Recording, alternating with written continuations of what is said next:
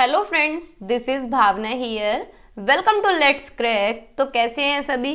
सभी अच्छे ही होंगे। पढ़ाई तो कर ही नहीं रहे होंगे, है ना? कर भी लीजिए, कुछ जाता है नहीं पढ़ने में, थोड़ा बहुत पढ़ लीजिए। क्लासेस तो डेली हो ही रही हैं, छोटी छोटी क्लासेस होती हैं, अगर आप देख लेंगे तो बेनिफिशियल होंगी आपके लिए, क्योंकि एग्ज़ाम बहुत सारे हैं आगे। बेशक अभी कोई एग्ज़ाम नहीं है, लेकिन एग्ज़ाम होने तो हैं ही। यूपी टेट आएगा ही, अब पता नहीं कहाँ रह गया है, कब आएगा।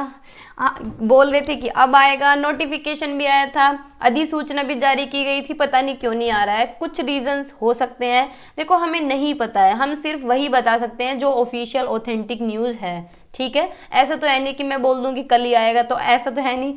अभी कुछ नहीं पता कि कब आएगा, लेकिन टाइम भी लग सकता है और ऐसा भी हो सकता है कि आ जाए। तो हमें प्रिपेयर रहना है, टच में रहना है चीज़ों के। तो थोड़ा बहुत पढ़ते रहिए, छोटी छोटी क्लासेस होती हैं, ये भी देख लेंगे तो भी काम आपका चल जाएगा, साइड बाय साइड आपकी तैयारी होती रहेगी। ठीक है, तो हम कर रहे हैं सीडीपी, आपको पता ही होगा। ठीक है, यूपी टेट की सीडीपी कर रहे हैं हम, तो आप चैनल को सब्सक्राइब कर सकते हैं लेट्स क्रैक को। और अगर आप बीएड कर रहे हैं, चाहे फर्स्ट ईयर में हो चाहे सेकंड ईयर में हो, तो आप सब्सक्राइब कर सकते हैं कॉलेज विद भावना को, क्योंकि बीएड की क्लासेज यहाँ पे रेगुलर बेसिस पे चल रही हैं, क्योंकि बीएड वालों के एग्जाम है मई में। ठीक है, तो अगर आप बीएड के स्टूडेंट्स हैं और यूपी टेट की तैयारी कर रहे हैं, तो आप सब्सक्राइब कर सकते हैं कॉलेज विद भावना को भी। ठीक है, तो ये कुछ बात हुई, आगे चलते हैं। इंस्टाग्राम पे फॉलो कर सकते हैं अगर आपको कोई भी बात करनी है, पूछना है कुछ भी, ठीक है, या फिर कहना है। ठीक है, तो हम फेजेस एंड स्टेजेस कर चुके थे, कल हमने फेजेस एंड स्टेजेस की थी। होपफुली आपको समझ आ गया होगा, छोटा सा टॉपिक था। आज हम करने वाले हैं लेवल्स ऑफ टीचिंग।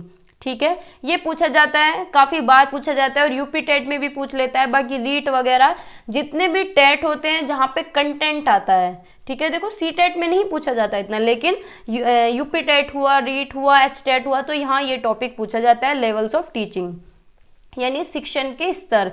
तो 3 स्तर होते हैं बेसिकली, मेमोरी लेवल, सेकंड है understanding level, third and reflective level. तीनों आपको लिख के दे देगा, चौथा कोई और सा दे देगा, तो इस तरीके से ये ऑप्शन बनते हैं। तो इसमें 3 लेवल हैं, आपको इस तरीके से दिख जाएंगे। जो सबसे नीचे वाला है यानी मेमोरी लेवल जो होता है, लिस्ट थॉटफुल होता है, यानी इसमें बच्चा कोई भी अपना थॉट नहीं लगाता, बिल्कुल भी दिमाग का यूज नहीं करता है। दिमाग का मतलब थिंकिंग का यूज नहीं करता है, सिर्फ बच्चे को रटने पे जोर रहता है इसमें। ठीक है, फिर सेकंड है अंडरस्टैंडिंग लेवल, यानी इसमें बच्चा समझ के पढ़ता है। थर्ड है रिफ्लेक्टिव लेवल, इसमें सबसे ज़्यादा अपनी थिंकिंग एबिलिटी लगाता है, अपनी कॉग्निटिव एबिलिटीज लगाता है, जितनी भी मेंटल एबिलिटीज़ हैं वो इसमें यूज़ की जाती हैं। तो ये 3 स्तर हैं, तीनों के बारे में थोड़ा थोड़ा सा पढ़ लेंगे। ठीक है, फर्स्ट मेमोरी लेवल है, हिंदी में स्मृति स्तर भी बोलते हैं। जो हिंदी वाले हैं वो हिंदी में देख सकते हैं। इसे किसने दिया है? हर्बर्ट ने दिया है। तो ये भी पूछ सकता है आपसे कि किसने इसे दिया है। इसमें जो बच्चे का फोकस रहता है वो किस पे रहता है? रटने पे रहता है, क्योंकि बच्चा जब स्टार्टिंग में स्कूल में जाता है तो उसे चीज़ समझ तो आती नहीं है। अब जैसे 2 का टेबल है या 3 का टेबल है, तो बच्चा रटता है, वो समझेगा नहीं उसे। तो ये सबसे क्या है? निचले स्तर का होता है, यानी सबसे ज़्यादा लोवेस्ट लेवल है ये। ठीक है, सबसे ज़्यादा लोवेस्ट लेवल है। इसमें लिस्ट थॉटफुल रहता है बच्चा, यानी अपने थॉट इतनी ज़्यादा नहीं लगाता, अपनी थिंकिंग नहीं लगाता, बस चीज़ें सामने आई और रट लिया। ठीक है, यह छोटी कक्षाओं के लिए होता है, यानी छोटे बच्चों के लिए होता है, जैसे कि नर्सरी, LKG, UKG तक के, फर्स्ट तक के बच्चे होते हैं, वो रटने पे ज़्यादा फोकस करते हैं। ठीक है, तो फर्स्ट हो गया मेमोरी लेवल। आगे चलते हैं, फिर सेकंड है इसकी अवस्थाएं हैं, यानी कौन कौन सी स्टेजेस से होके बच्चा गुजरता है। जब मेमोरी लेवल होती है तो पहले सीखता है बच्चा, यानी अधिगम करता है, फिर उसके बाद रिटेंशन करता है, यानी चीज़ों को धारण करता है, फिर रिकॉल करता है अपने माइंड में। जैसे कि आपने छोटे बच्चों को देखा होगा, 1 2 3 4 अपने माइंड में करते रहते हैं, 2 का टेबल है अपने दिमाग में रटते रहते हैं, फिर रिकॉग्नाइज करेगा। जैसे कि उसे टेबल दे दिया जाए, तो 2 का टेबल दिया, अच्छा ये तो मुझे आता है, ये तो मैंने कल याद किया था, तो बच्चा क्या है? रिकॉग्नाइज करना सीख लेता है। ठीक है, तो इसके 4 स्टेजेस हैं, लर्निंग, रिटेंशन, रिकॉल और रिकॉग्निशन। ठीक है, तो इसी के बेस पे हर्बर्ट ने 5 स्टेप दिए हैं कि बच्चे को हमें किस तरीके से पढ़ाना है, छोटे बच्चे को। तो फर्स्ट जो है प्रेजेंटेशन है। प्रेजेंटेशन यानी प्रस्तावना, यानी हम पहले बच्चे को एक्टिव करेंगे, पढ़ने के लिए तैयार करेंगे, देखेंगे उसे पहले से क्या नॉलेज है, जो पहले की नॉलेज है उसे एक्टिवेट करेंगे। जैसे कि हमें कुछ भी पढ़ाना हो बच्चे को, हम फूड ही पढ़ा रहे हैं, तो हम बच्चे से पूछेंगे तुम्हारे घर में कौन सी सब्जियां बनती हैं, कौन कौन सी दाल बनती है, तो बच्चा बता देगा, यानी उसकी प्रीवियस नॉलेज को हम क्या है? एक्टिवेट करेंगे। फिर सेकंड है प्रेजेंटेशन, यानी अपना जो टॉपिक है उसे प्रेजेंट करेंगे पूर्व ज्ञान से जोड़ के, यानी उस टॉपिक को जोड़ के पढ़ाएंगे जो बच्चा पहले से जानता है, एक्सपीरियंसेस जो उसे हैं, ठीक है, उन्हें जोड़ के आगे पढ़ाएंगे, कॉन्क्रीट ऑब्जेक्ट्स के थ्रू पढ़ाएंगे, ठीक है। अपना जो टॉपिक है उसे किस तरीके से प्रेजेंट करेंगे कि बच्चा डायरेक्ट एक्सपीरियंस ले सके, है ना।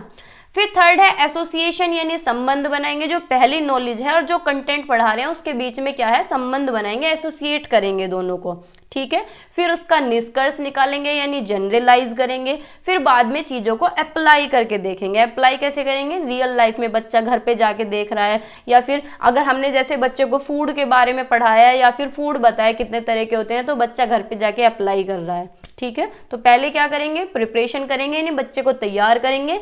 फिर प्रेजेंट करेंगे, जो भी टॉपिक है कॉन्क्रीट फॉर्म में बच्चे को पढ़ाएंगे। फिर एसोसिएट करेंगे, यानी जो बच्चा पहले से जानता है और जो बच्चे ने पढ़ा है उसे क्या है, जोड़ेंगे, संबंध बनाएंगे। फिर जनरलाइजेशन करेंगे, यानी निष्कर्ष निकालेंगे जो बच्चे ने पढ़ा है, ठीक है। फिर उसे अप्लाई कराएंगे, ठीक है। तो ये क्या है, किसने दिया था, हर्बर्ट ने दिया था ये लेसन प्लानिंग का, ठीक है। फिर सेकंड जो लेवल है वो है अंडरस्टैंडिंग लेवल, यानी बोध स्तर। ये किसने दिया है, मॉरिसन ने दिया है, ठीक है। ये क्या है, सेकंड लेवल है। ये स्तर स्मृति स्तर से कुछ ऊंचा है, थोड़ा सा ऊंचा है। इसमें बच्चा थोड़ा सा थॉट लगाता है, समझने लगता है थोड़ी बहुत चीज़ें। जैसे कि इसमें बच्चा थोड़ी बड़ी क्लास में होगा, जैसे बच्चे को बता दिया जाए 7 × 5, बच्चा समझ जाएगा कि 7 × 5 लिखो तब भी 35 होंगे, 5 × 7 लिखो तब भी 35 होंगे।